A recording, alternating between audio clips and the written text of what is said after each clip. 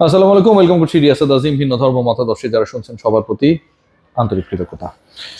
আলোচনা করতে চাই সাকিব আল হাসান, লিটন কুমার দাস এবং আমার অতি প্রিয় জাকের আলী অনিককে নিয়ে। তার আগে আপনাদের সবাইকে জানাতে চাই আজকে আমার অতি প্রিয় সাবেক বিসিবি সভাপতি ফারুক আহমেদের জন্মদিন। ফারুক ভাই, আসসালামু আলাইকুম, হ্যাপি বার্থডে। আপনার যদি সুযোগ থাকে ফারুক ভাই, আপনার সাথে কেক খেতে চাই, আজকে হোক আগামীকাল হোক যেদিনই হোক, জন্মদিনে সরাসরি একটা দেখা হলো আমাদের। যাই হোক, যে আলোচনাটা করছি সেটা হচ্ছে সাকিব আল হাসান, লিটন কুমার দাস এবং জাকের আলী অনিক। ফারুক ভাইয়ের জন্মদিনে আবারও শুভেচ্ছা জানাচ্ছি। এই আলোচনায় আজকের গুরুত্বপূর্ণ পাঠ, কদিন থেকেই বাংলাদেশ ক্রিকেট বোর্ডে ফারুক ভাই এবং ফারুক ভাইয়ের মতো যারা রয়েছে, দায়িত্বে রয়েছে, তারা একটা আওয়াজ দেওয়ার চেষ্টা করেছিল সাকিব আল হাসানকে বাংলাদেশ দলে তারা চায়, সাকিব আল হাসানকে তারা খেলাতে চায়। সাকিব আল হাসানকে খেলানোর ক্ষেত্রে বাংলাদেশ ক্রিকেট বোর্ড সরকারের দ্বারস্থ হয়েছে। আইনি প্রক্রিয়া শেষ করে সাকিব আল হাসানকে যত দ্রুত সময়ের মধ্যে সম্ভব জাতীয় দলে খেলাতে বাংলাদেশ ক্রিকেট বোর্ড বদ্ধপরিকর। সাকিব আল হাসানের কোনো বিকল্প নেই। Shakib is the ultimate choice. Sakib, Sakib, Sakib, Sakib, Sakib. Many more discussion about Sakib, but end of the day there is no Sakib in the Bangladesh squad.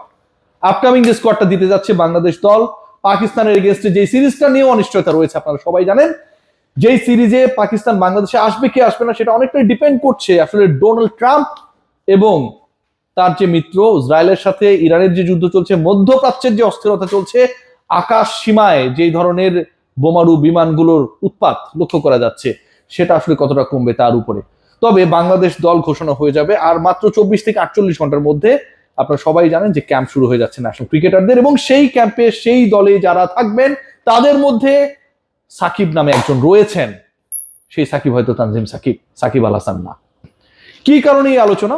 Shakib Al Hasan কেন থাকছেন না, সাকিব আল হাসানকে থাকানোর জন্য, রাখার জন্য বাংলাদেশ ক্রিকেট বোর্ড এফোর্ট আসলে প্রপারলি ছিল কিনা, এবং একই সাথে লিটন কুমার দাস এবারের দলে থাকছেন কিনা। সবশেষ যে 8টা ইনিংস তিনি খেলেছেন, কোনোটাতেই তিনি ডাবল ডিজিটে যেতে পারেন নাই, ওয়ান ডে কথা বলছি, এবং তার 4টায় তিনি জিরোতে আউট হয়ে গেছেন। সেই লিটন কুমার দাস বাংলাদেশের ওয়ান ডে দলে খেলবেন কিনা, থাকবেন কিনা, পাকিস্তানের বিপক্ষে তাকে রাখা হচ্ছে কিনা, বিসিএল ফাইনালে অনুপস্থিত লিটন কুমার দাস বাংলাদেশ দলের নেক্সট ওডিআই মিশনে উপস্থিত থাকবেন কিনা, very important discussion. Jaker Ali Anik স্কোয়াডে ছিলেন, সবশেষ যে ওয়ানডে দলটা ছিল 15 সদস্যের দলে ছিলেন, তিনি কি থাকবেন নাকি থাকবেন না। সাকিব আল হাসানের ইস্যুটা আলোচনা করার আগে একটু কনসিস্টেন্টলি আপনাদের যে কথাটা বলি, এবং আপনার বডির কনসিস্টেন্সি ধরে রাখার জন্য, which is very much important, আপনার ময়েশ্চার যদি ঠিকঠাক রাখতে চান অ্যাটলিস্ট 72 আওয়ার্স পর্যন্ত, the only option is that really whips your body wash. Bangladesh দলেরও যেমন অনলি অলরাউন্ড অপশন এই মুহূর্তে Shakib Al Hasan absence, but lily হুইপসিয়া বডি ওয়াশ আপনাকে সেই জায়গা থেকে কিছুটা হলেও কনফিডেন্স দিবে, কারণ আপনি যদি সেটাকে ইউজ করেন কনসিস্টেন্টলি, আপনার বডিতে ময়েশ্চার যোগাবে। সাকিব আল হাসানকে আনানোর ক্ষেত্রে, খেলানোর ক্ষেত্রে সবচেয়ে বড় ভূমিকা আসলে থাকার কথা ছিল ক্রিকেট বোর্ডে, বাট ক্রিকেট বোর্ড এখানে একটা স্টানবাজি করেছে।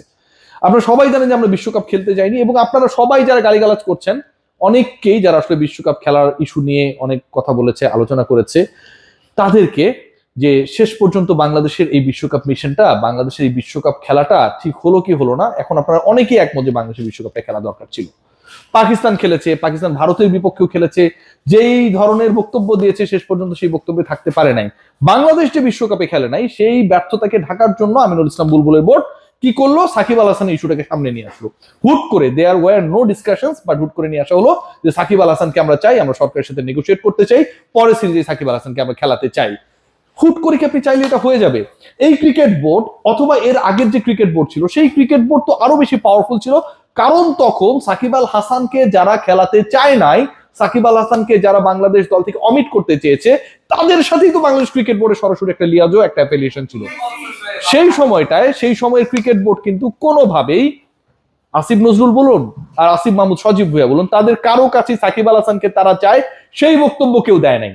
আসিফ মাহমুদ সজীব ভুঁইয়া যে ইলেকশন দিয়ে গেছে বিতর্কিত ভাবে, যে ক্রিকেট বোর্ড ইলেক্টেড হয়েছে, আমিনুল ইসলাম বুলবুল, ফারুক আহমেদ, আসিফ আকবরা, যে ক্রিকেট বোর্ডের ডিরেক্টর বর্তমানে রয়েছেন, তারা কিন্তু আসলে আগের দুই আসিফের কাছে সেই আবেদনটা করে নাই যে সাকিবকে আমরা চাই।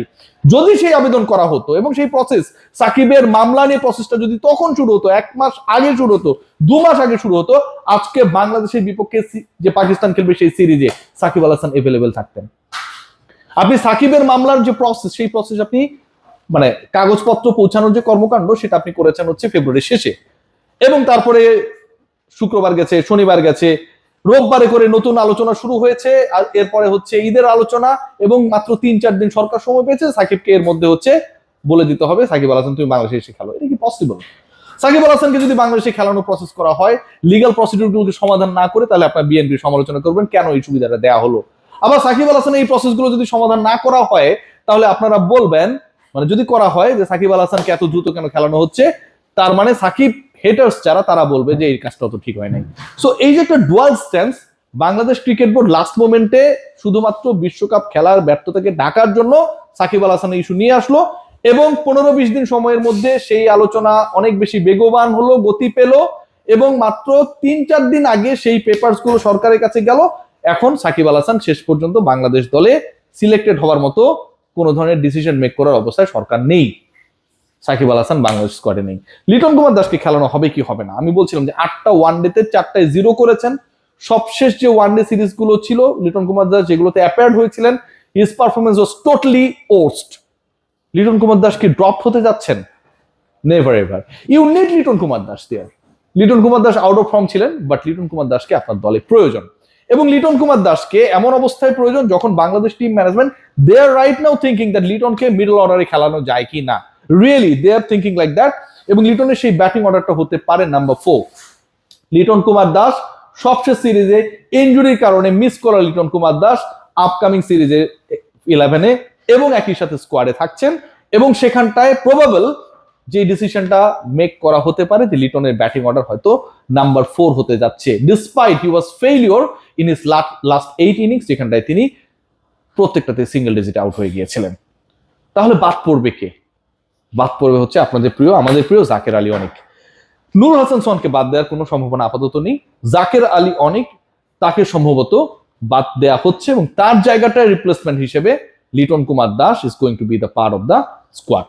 জাকের আলী অনিকের পারফরমেন্স, জাকের আলী অনিকের যেই রোলটা কি ultimately keeper batter, so Liton Kumar Das is also a keeper batter.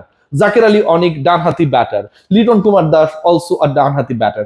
So সব আলোচনাগুলো যদি আপনি করেন, আপনি যদি হেড টু হেড রিপ্লেসমেন্ট চিন্তা করেন, তাহলে লিটন কুমার দাসের বেস্ট রিপ্লেসমেন্ট, জাকের আলী অনিকের বেস্ট রিপ্লেসমেন্ট হচ্ছে লিটন কুমার দাস। সো লিটন কুমার দাস থাকবেন। লিটন কুমার দাসের থাকা নিয়ে খুব একটা অনিশ্চয়তা নেই। পারফরমেন্স যতই আগের 8টা ইনিংসে খারাপ থাক না কেন, বাংলাদেশ জাতীয় দলের কনফিডেন্সের জায়গা আসলে যে কয়েকজন ক্রিকেটারের পারফরমেন্স এবং প্রেজেন্সের উপর ডিপেন্ড করে।